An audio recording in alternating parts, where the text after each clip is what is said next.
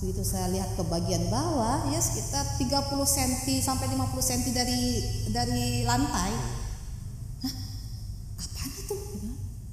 Saya deketin, ternyata Mas itu sekeliling kamar itu ada darah, percikan darah.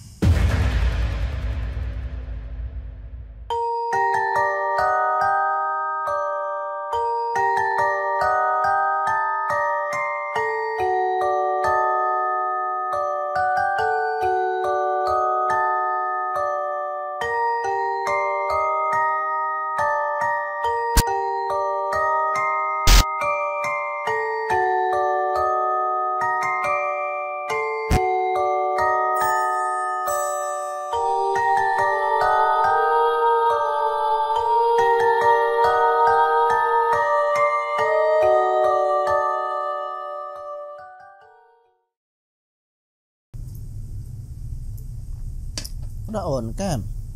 Mbak masuk dong. Masa sendirian? Udah tak siapin bangku kosong nih. Mas Tono, apa kabar? Alhamdulillah baik. Akhirnya ketemu di studio kita. Gimana, Mbak, Mas? tadi cerita di dalam kayaknya seru banget. Saya cuman denger sekilas tadi, cuman kayaknya oke nih kalau ditarik ke studio nih. Cerita yang mana nih? Tadi sempat denger itu yang Kalimantan kalau nggak salah ya. Iya nggak sih yang Kalimantan? Iya. Ada sih tadi cerita yang Kalimantan. Iya ada kan? Ada. Cuman sekilas doang tadi. Tapi kayaknya seru banget tadi cerita sama teman saya di dalam. Iya. Seru, seram. Gimana ya? Wah serem ya. Wah kayak bahaya serem. nih kalau serem. Jadi itu pengalaman mistis apa sih sebenar-benarnya gitu? Ini berawal saya dari Jakarta Kalimantan ya nih ya. Jadi dulu Mbak Vera tinggal di saya tinggal Jakarta. Terus Kalimantan dalam rangka? Waktu itu dalam rangka COVID ya kan. COVID malah jalan-jalan. Iya maksudnya tuh bingung nih Jakarta kan mau ngapain gitu kan. Nyari kita udah gak kerja, ibaratnya di PHK gitu kan. Terus coba peluang di Jakarta waktu itu jualan ini apa dagang ini dagang itu tuh kayaknya tuh kok nggak memuaskan gitu loh. Terus ya udah coba deh Kalimantan ditawarin sama kakak gitu. Siapa tahu mungkin kamu selama di Kalimantan nanti ada rezekinya, terus bisa punya usaha di sini atau kerja di sini. Toh di sini kan banyak perusahaan tambang. Gitu. Udah tahun kan COVID itu kalau nggak salah 2019. 2020. Oh itu udah masuk ke 2020-nya. Waktu COVID itu 2020. Nah saya itu. Ya awal ya 2020 awal ya. Februari 2020 resmi COVID waktu itu. Terus saya ke sana itu tahun 2022.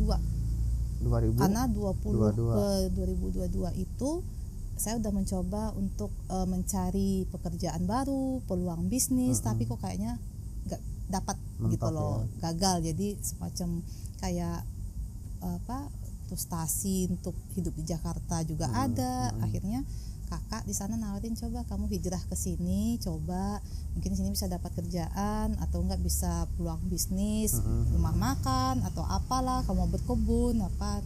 Terus dia cerita kalau di sini kan beratnya buah-buahan, sayur-sayuran tuh kan harganya lebih mahal dari Jakarta. Mahal emang, gitu. iya. Terus makanannya pun juga. Akhirnya saya pindah deh. Dan orang Kalimantan kan terkenal berduit. Iya ya kan.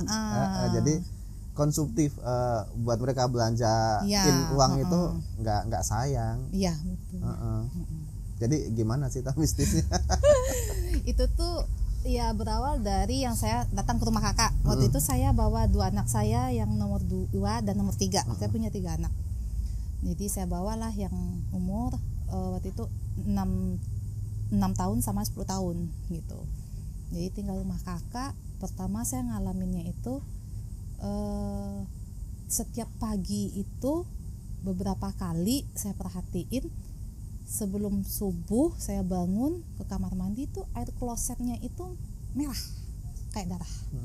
Sementara kamar mandi ini kamar mandi luar, kakak punya kamar mandi sendiri. Nah di sana waktu itu ibaratnya anak kakak ponakan saya tuh yang satu lagi mes di asrama sekolah di Banjar, yang satu lagi kuliah jadi nggak ada. Saya perhatiin sekali, saya diam. saya lagi nggak menstruasi, nggak datang bulan. Terus yang kedua kali juga, sampai yang ketiga kali saya cerita sama kakak. Jadi 1, 2 itu udah diem aja nggak? Diam aja, saya mencoba masih mencari diam. tahu sendiri kali Nah, ya. mencoba mencari tahu ini sendiri. apa sih gitu. Betul. Terus saya tanya sama kakak. Nah di situ kakak, masa sih gitu, rasanya nggak percaya. Iya, ngapain saya nanya kalau saya udah penasaran banget gitu kan. Akhirnya kakak mulai cerita tuh. Ya nggak tahu ya, tapi kalau selama ini kejadian di dia tuh nggak pernah ada. Jadi kakak tuh juga sama sekali belum pernah Kejadian yang mengalami, sama itu nggak, pas nyampe saya aja nih. Mungkin apakah karena saya tamu baru, jadi ibaratnya memperkenalkan diri gitu kan. Terus dia ceritanya, tapi kalau menurut Mama Rido ada tetangga sebelah tuh dia semacam kayak ada indigonya gitu. Dia bisa lihat emang di rumah ini ada, tapi nggak ganggu, dia bilang gitu kan. Terus di rumah Mama Rido itu sendiri juga banyak gitu kan, berkeliaran gitu kan. Cuma yang di sini itu nggak ganggu lah, dia bilang.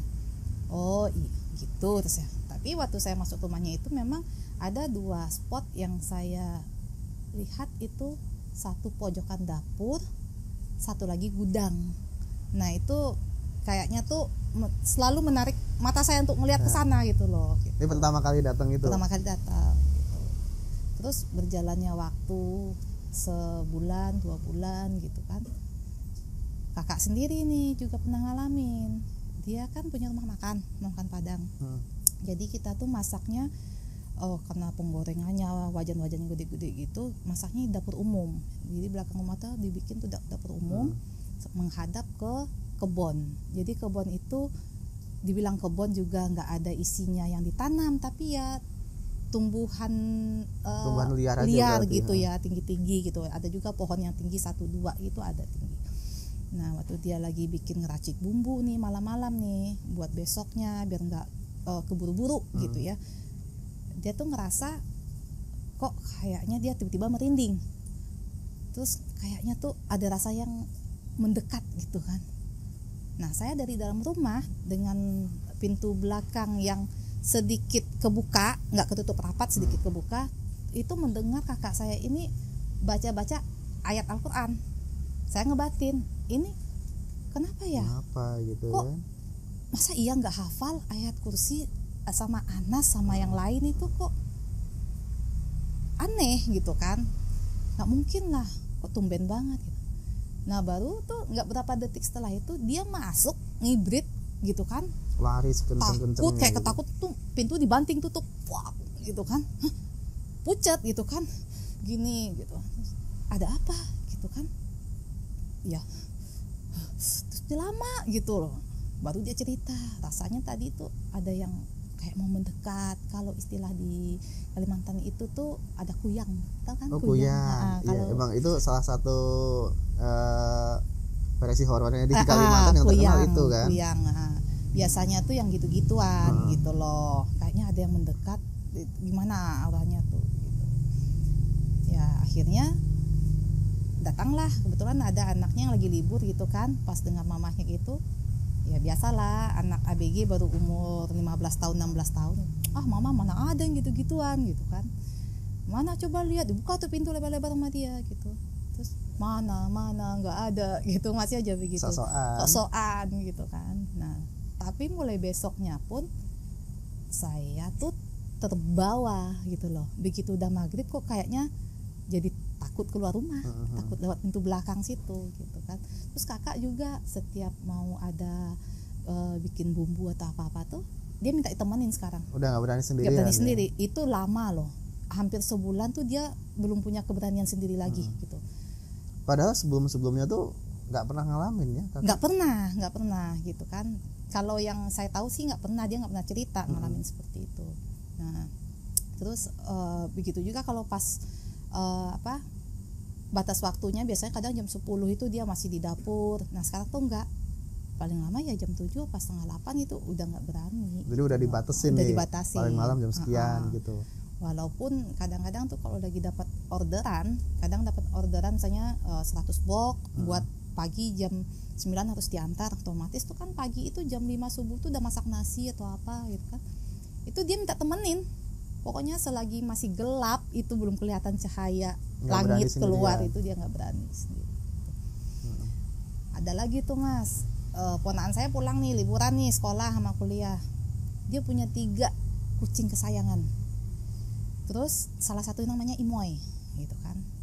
Dia pamit nih setelah maghrib, pamit mau pergi ke Simpang. Simpang itu ibaratnya pusat kotanya Batu Licin gitu ya, apa ya, Simpang lah namanya, itu pasarnya di Ini situ. Kalimantannya di Batu Licin. Iya, Batu Licin Simpang 4 sih jatuhnya pasti.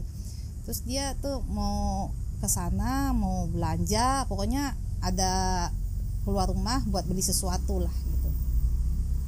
Seharusnya itu jaraknya tuh 5 kilo dari rumah, otomatis naik motor nggak cukup dong waktu sejam buat belanja. Secepat-cepatnya sejam lah gitu kan. Nah baru 15 menit itu saya dengar gitu kan dari pintu samping tempat keluar masuknya motor gitu kan. Imoy, Moy gitu kan, dipanggil kayak gitu. Loh, manggil kucingnya ini, itu kucing ya? kesayangannya ini. Loh, saya batin, saya lagi duduk di dapur gitu kan. Kok Cica ada balik aja sih gitu kan baru berangkat. Cepet banget. Itu ada kakak juga di dapur gitu kan. Tapi kok suara motornya nggak ada ya gitu kan. Spontan dong, saya buka pintu samping itu dan itu benar tidak ada, itu jelas banget suaranya itu. Padahal jelas banget keponakan manggil nama salah satu kucing itu ya. Dan Imo itu saya ya. merinding, langsung tutup pintu juga kenceng dong, buk gitu kan. Emang kenapa dia? Nggak ada Cica, nggak ada. Nggak ada, ya udah. Nah mulai tuh akhirnya saya mulai ngamatin gitu kan. Setelah beberapa bulan situ saya mulai ngamatin. Terus saya bilang itu kandang ayam emang nggak ada lampunya. Jadi kandang ayam tuh sekitar 20 meter lah dari pintu rumah belakang di tengah kebun gitu kan. Ada kok, kenapa nggak dinyalain? Nyalain lampunya. Pokoknya ini rumah semuanya lampu harus nyala di luar. Ya? Di luar. Sejak itulah lampu di luar. Penerangan mulai diperhatiin. Jadi tuh setiap maghrib tuh saya ngerasa punya kewajiban nyalain lampu gitu loh. Terus udah ada lagi nih tetangga yang saya ceritain pintu samping keluar masuk motor. Itu ada tetangga rumahnya yang tadi saya bilang Mama Rido itu, dia agak indigo bisa lihat itu.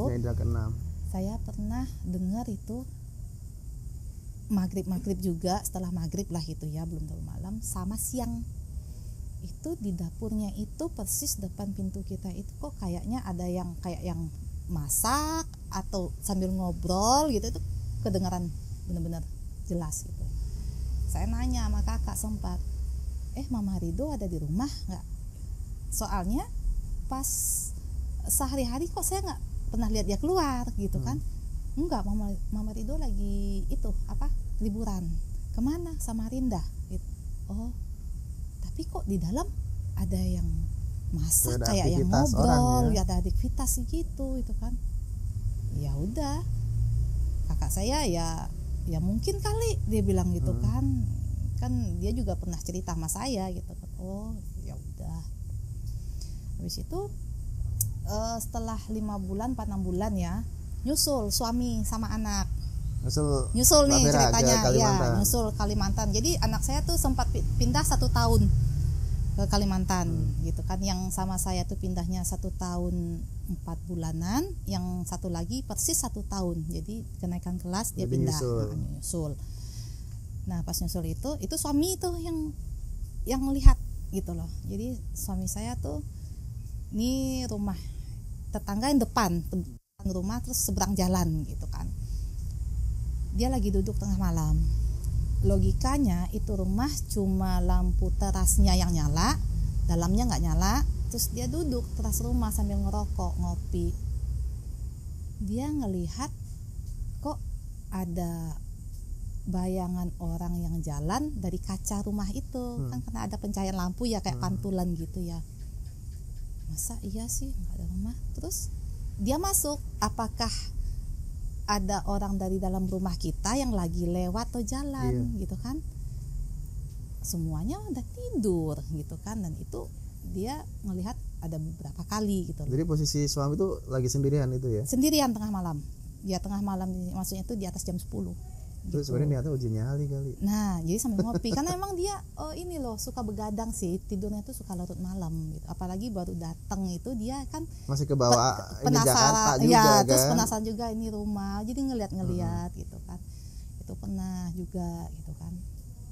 Nah, akhirnya nih suami udah datang.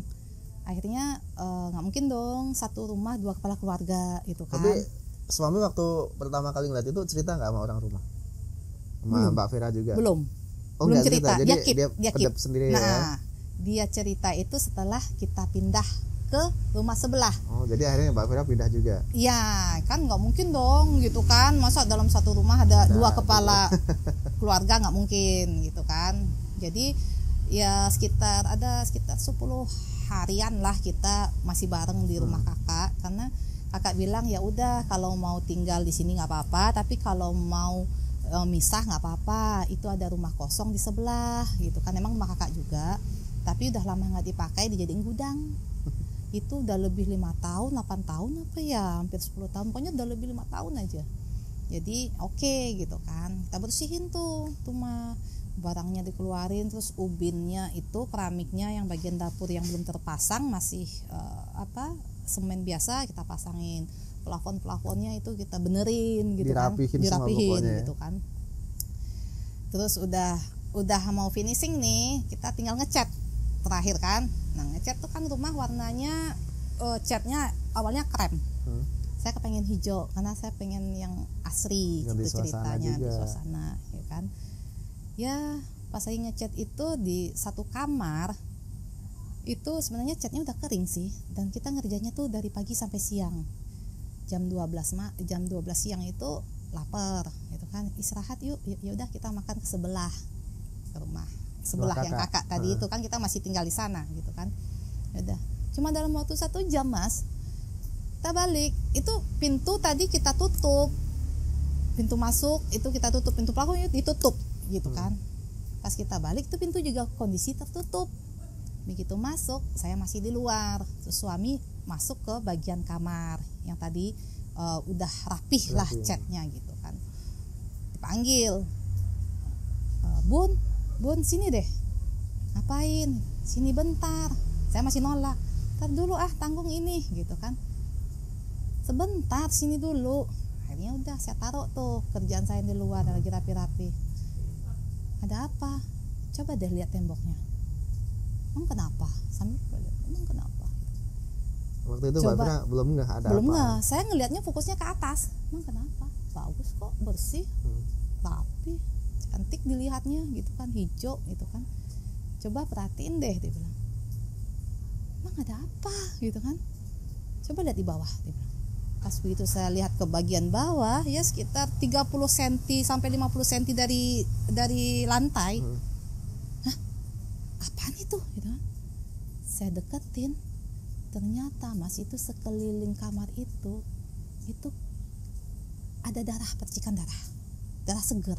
Jadi kayak semacam darah ayam atau darah kambing atau darah sapi yang habis dipotong gitu ya. Terus modelnya itu kayak dia kayak kalau ngelukis tuh ibaratnya kayak bikin rumput gitu loh. Modelnya tuh seperti kayak kuku, jari tangan dicelupin ke tinta, terus diginiin dari bawah ke atas. Jadi di bawahnya posisinya tebal, di atasnya makin tipis, set gitu loh. Dan itu sekeliling. Banyak itu. Sekeliling kamar itu aja. Dan itu dalam 1 jam kita tinggalkan gitu loh. Cuma buat makan aja, istirahat gitu. Sampai saya videoin tuh Mas, ada tuh videonya. Ada videonya ada. Nanti saya liatin deh. Nanti ditampilin juga.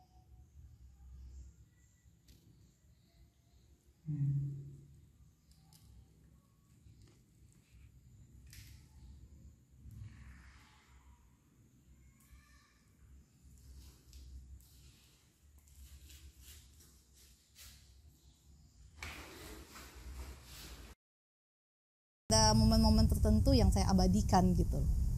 Jadi terus kaget kan. Akhirnya saya berani ngelihat, ini benar nggak sih gitu. Ternyata benar tuh, darah segar banget, masih basah.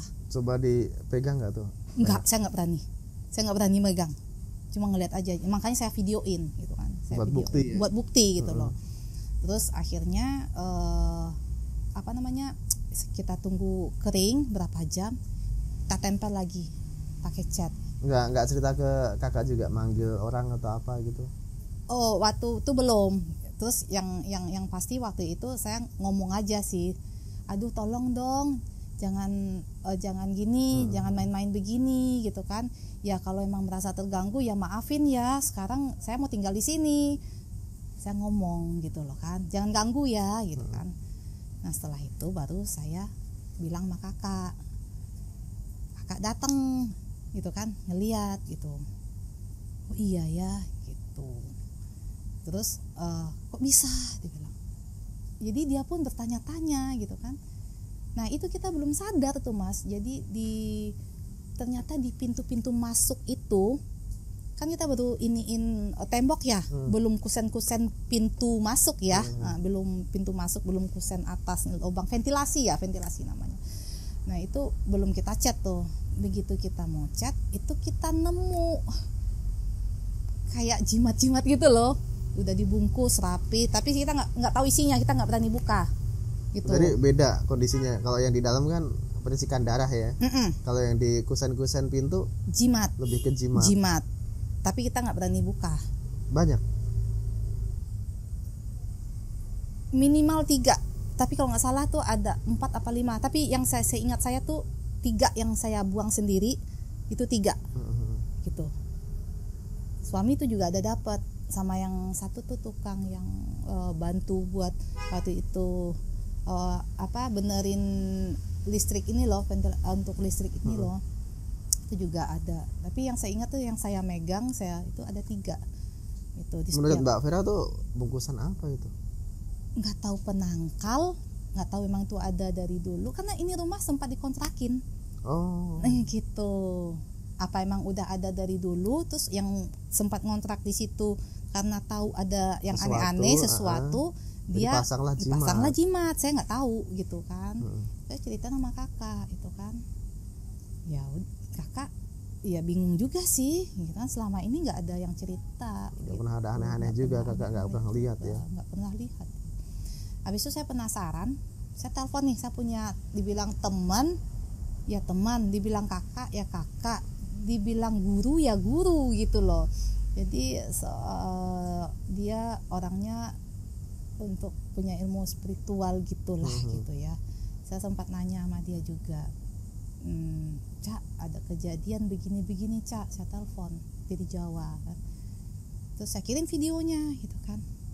Nah habis itu ya udah gitu kan, beli garam kasar, nanti sebelum maghrib ditaburin sekeliling, baca ayat ini gitu. Oh yaudah saya kerjain gitu kan. Terus kan biasanya tuh kita diajarkan kalau untuk hal-hal yang mistis gitu, untuk mengusirnya, untuk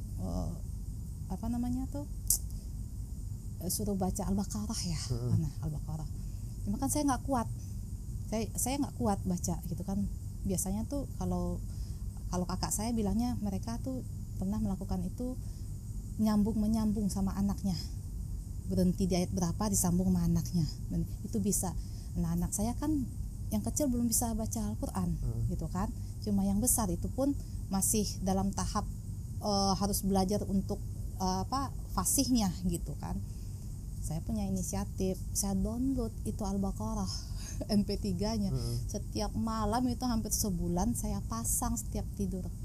Saya nggak mau diganggu, saya nggak mau kepikiran. Ya mudah-mudahan dia menghilang dan begitu aja. Jadi kalaupun ada saya mendengarkan hal-hal lain yang berbentuk suara, itu saya cuma ngomong aja sendiri gitu. Jangan ganggu ya gitu kan. Jadi kadang tiba-tiba tuh di belakang rumah tuh yang pintu dapurnya itu kok kayaknya ada orang lewat gitu loh, kayak telapak kaki gitu. Itulah gitu. Pernah juga kan anak saya nih. Sekarang anak saya nih ceritanya nih Mas. Ini di rumah kontrakan masih, yang baru ini.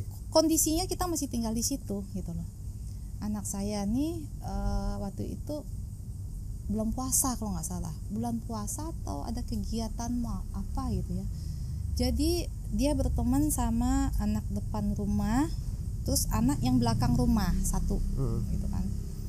Ngaji ke musola gitu kan. Pulang tuh sekitar jam 9:30 malam. Nah kan karena yang Aska ini rumahnya jauh ke belakang, itu kan untuk penerangan lampu jalan tuh waktu itu belum ada gitu. Dia masih gelap gitu kan. Diantar sama anak saya sama Airin gitu kan. Airin ini anak guru ngaji di situ. Diantar ke belakang. Nah, nyampe pas mau balik itu anak dua ini sambil ngobrol itu lihat di antara pohon pisang itu ada kayak orang berbentuk fisik orang itu berdiri gitu. Itu nggak cuma sekali gitu kan. Ya kalau kita sih nafsirnya lihat mukanya enggak gitu kan. Ya mungkin ya pocong gitu. Dan itu nggak cuma anak saya juga yang lihat, yang sering lewat di sana melalui jalan itu juga sering lihat dan tahu memang tahu kalau situ ada. Jadi anaknya cerita terus takut enggak, jadi dia kayak menceritakan biasa aja dan kita nggak mau juga bilang ke dia kamu tahu nggak itu enggak ya? Karena mereka nanti takut, kita juga yang repot gitu. Sama kayak darah itu kita nggak cerita sama anak-anak, kita diemin gitu loh, kita keep aja gitu. Jadi ini pertama kali itu cerita muncul dari mulut Mbak Vera ya? Iya. Sampai spesial kemarin banget nih. Iya, sampai kemarin tuh kita sempat cerita lagi ya berapa minggu yang lalu tuh masalah-masalah yang mistis, goib-goib gitu, kenang-kenangan gitu kan. Nah itu saya nanya lagi sama anak saya yang umur 10 tahun, namanya Zena. Jen sini deh, Jena ingat nggak waktu Jena cerita sama Bunda sama kita tuh yang di Kalimantan. Jena itu waktu ngantar Aska sama Airin pas pulangnya suka lihat kayak ada putih gitu di antara pohon pisang gitu kan. Iya, emang kenapa Bun? Jena nggak takut? Enggak. Jena tahu nggak itu apa? Enggak. Dan akhirnya setelah tahu? Dan hari kemarin itulah saya kasih tahu, Jena itu sebenarnya tuh pocong, kata saya gitu. Kaget dong anak. Udah nggak kaget dia, nggak tahu saya mentalnya anak gimana ya gitu loh. Ya, oh cuma gitu doang, nggak takut dia gitu kan. Sebenarnya tuh saya udah worry tuh, tapi dia masih yang berani keluar malam, ngasih makan kelinci malam-malam, jam 10 malam, jam 11 malam dia punya kelinci dulu. Memang pemberani berarti. Pemberani. Dan dia nggak tahu lah ya, mungkin dia belum paham mungkin ya untuk hal-hal yang kayak gitu. Tapi dari beberapa narasum yang pernah datang ke studio Alur itu emang kalau pocong kebanyakan memang di pohon pisang ya. Iya, karena emang ada dalilnya. Atau ya. Emang ada dalilnya. Itu tempat favoritnya. Iya betul. Apalagi yang saya tahu ya, yang saya pelajari itu kalau pas azan maghrib itu mereka ngumpetnya di pohon pisang. Iya. Gitu. Boleh nih kawan Alur kalau penasaran ya, kalau pengen ngeliat pocong mari-mari cari di pohon pisang. Makanya kan ada juga yang bilang tuh jangan nanam pohon pisang depan rumah. Nah iya, kayaknya benar. Terus pohon nangka ya kan, ada beberapa pohon itu yang nggak boleh tuh. Iya, bang itu beberapa ini dipercaya sama orang ya, untuk hal-hal yang gitu. Seperti itu. Jadi ya sebenarnya tergantung persepsinya masing-masing sih. Betul. Ya sebenarnya sih kalau dari saya sih selama setahun itulah yang kurang lebih ya yang bisa saya ingat kejadian-kejadiannya gitu. Tapi kalau dari cerita-cerita tetangga segala macam itu emang serem sih Mas. Tuh. Suasananya aja tuh ya kalau udah habis maghrib itu tuh udah, kalau kayak kita Jakarta tuh mungkin udah jam 3 pagi, jam 2, jam 3 udah sunyi, sepi gitu ya. Sepi gitu. Siang nih saya pernah lewatin satu jalan, saya lupa namanya apa jalan itu. Saya berhenti sengaja pengen ngambil satu momen foto dan video.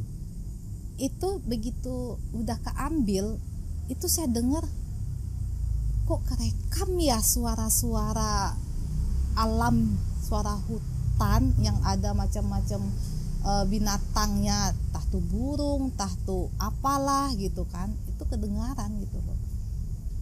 Itu siang gitu loh, apalagi kalau lewat di sini udah maghrib Malam. ya gitu kan.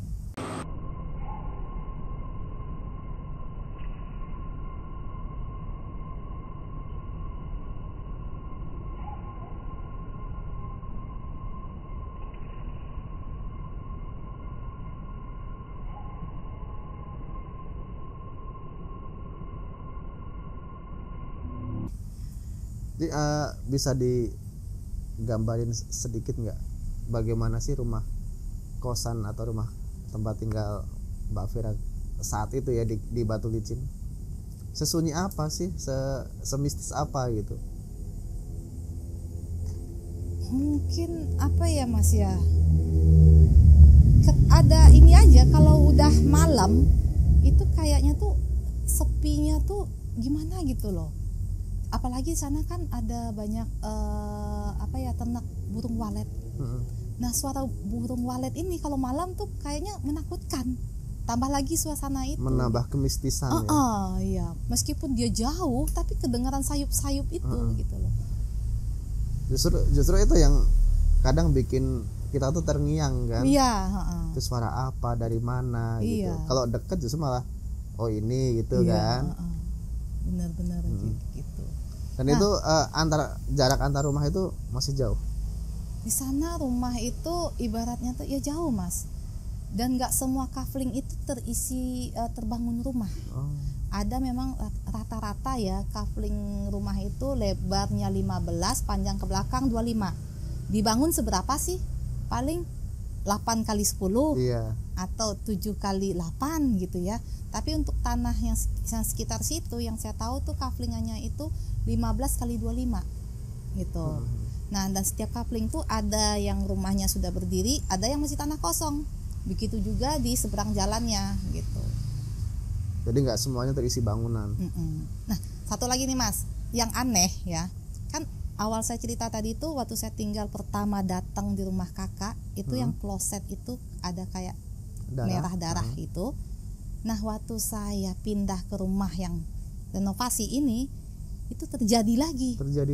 Padahal tuh rumah kan udah berapa tahun ya nggak ditempatin. Ada lagi di situ gitu loh, kan aneh ya. Kalau Mbak Vira kan tadi sempat cerita juga pernah menghubungi salah satu teman yang orang pintar lah bisa dikatakan. Dia bercerita nggak bahwa di rumah itu ada sesuatunya, ada apanya gitu? Sebenarnya sih kalau saya minta tolong diliatin dari jarak jauh itu bisa aja, apalagi cuma kayak lewat foto gitu ya, kayak video itu bisa. Dan memang ada sosok penunggunya. memang ada, cuma ya dibilang ngomong aja baik-baik gitu kan, bilang dulu memang ini rumah kamu, tempat tinggal kamu, tapi sekarang saya mau tinggal di sini, kamu cari rumah yang lain ya, diajak ngomong gitu loh. Dia jangan asal nempatin gitu ya. Jadi kayak seolah-olah ngusir. Iya. Mereka kan nggak suka. Makanya saya juga waktu itu pas ngeliat darah itu, pas darah yang di tembok itu saya lihat, saya langsung feeling ngebatin, wah kita dikerjain ini, ada yang mau kenalan ini. Langsung saya bilang, terus suami saya diam aja gitu kan. Ya udah gitu kan. Jadi gimana? Enaknya gimana ya? Kalau dilap nanti kena ke tangan kita atau saya mikirnya takut juga gitu kan, masuk ke pori-pori itu gimana, pikirannya itu ya udah kita tunggu kering terus kita double cat gitu. Sejak itu tuh ya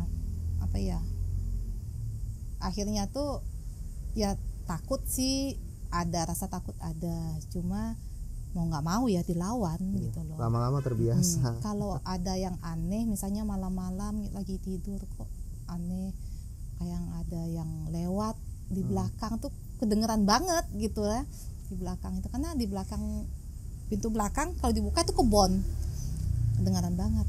Ya udah ajak ngomong aja gitu, jangan ganggu ya gitu. Jadi intinya disapa gitu. Tapi yang untuk melihatkan wujudnya di rumah itu enggak, cuma tanda-tanda aja. Pengen kenalan. Iya. Tapi selama menempati rumah itu emang nggak pernah lihat wujudnya atau? Wujud nggak pernah lihat. Cuma suara-suara gitu loh, kayak ya mengganggu, terus ada yang aneh-aneh gitu, iya. Terus itu kan ada 2 rumah ya Mas ya, 2 petak ya. Yang satunya itu saya suka masukin juga buat masak. Jadi yang rumah yang sebelahnya itu khusus buat tidur sama aktivitas lain, sementara buat nyuci sama buat masak saya ke rumah sebelah. Itu juga kosong. Nah gitu. Kalau di rumah sebelah itu saya fokus itu nggak tahu kenapa tuh di kamar mandinya itu berasa gitu loh. Berasa anyep. Iya, jadi itu misalnya, jadi ini posisinya anggaplah saya masak nih dapur. Kamar mandinya tuh pintunya ngadap ke sini dong. Jadi kalau saya buka begitu kan. Itu tuh nggak siang, nggak malam, nggak pagi, pokoknya saya ke dapur tuh rasanya tuh mata saya tuh pengen ngelihat ke kamar mandi itu kayak ketarik gitu ya, pengen ngelihat kayak ada yang ngintai gitu. Ada perasaan saya tuh, cuma belum pernah sih ngelihat kejadian yang aneh di rumah sebelah itu. Karena menampakkan diri mereka ya. Karena rumah sebelah itu selalu terisi. Nggak terisinya itu setelah kakak saya yang laki-laki juga sempat tinggal di situ, balik ke rumah Tanjung Pinang gitu. Jadi selalu terisi rumah sebelah. Begitu nggak terisi itu ya aktivitasnya cuma saya di situ, cuma buat masak, nyuci gitu ya. Udah. Akhirnya tuh kamar mandi saya bersihin gitu loh. Karena saya nggak mau mancing yang kotor-kotor buat dia tempat tinggal. Saya bersihin, saya sikat gitu kan. Ya pakai porstek ya atau apa, ya kinclong lagi gitu. Tapi justru yang dilihatin malah si anak ya. Ya, tapi itu pun posisinya nggak di rumah itu. Di jalanan. Di jalan di belakang rumah gitu. Di belakang rumah, dan dia nggak ngeliatin mukanya sih, nggak. Cuma ya ibaratnya itu sosok tapi kayak yang badan yang lagi belakang begitu. Kalau suami ngeliatinnya yang dari tetangga depan rumah itu, bayangannya itu kok kayak ada orang jalan di dalam rumah. Tapi kan itu rumah kosong. Mungkin pantulan dari orang berjalan dari dalam rumah kita gitu kan, dari ruang tamu. Tapi kan ruang tamu lampu mati. Dan kan lumayan jauh juga kan. Iya, jaraknya tuh gitu. Ibaratnya tuh pintu ke halaman itu ada 4 meter. Terus jalan raya 2 arah. Terus halaman orang itu lagi sekitar 4-5 meter, baru pintu orang itu, kan jauh. Gak masuk akal juga. Gak masuk akal. Tadi itu dia ngelihat jelas gitu loh, kayak orang gitu. Pas dia buka pintu di dalam, dikirain mungkin saya yang bangun atau gimana. Ya, ruang tamunya gelap. Saya udah tidur orang dalam kan. Itu dia juga lihat.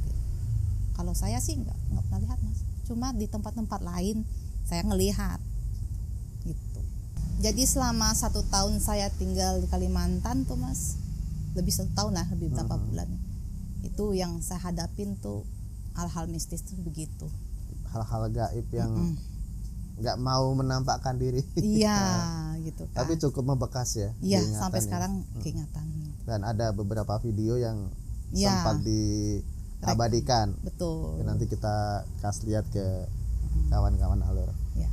Tapi tau nggak, saya juga masih punya pengalaman loh, cerita lain yang saya hadapin sendiri. Dan itu lebih mistis pasti ya. Lebih mistisnya karena melihat sendiri bentuknya gitu. Justru kalau yang ini melihat langsung. Ya. Bentuknya, wujudnya. Tapi nanti lah ya, kalau saya nanti kesini lagi kita cerita-cerita lagi. Menarik nih kayak. Ya udah Mas, saya ke dalam dulu ya. Boleh ya. Oke. Terima kasih. Iya.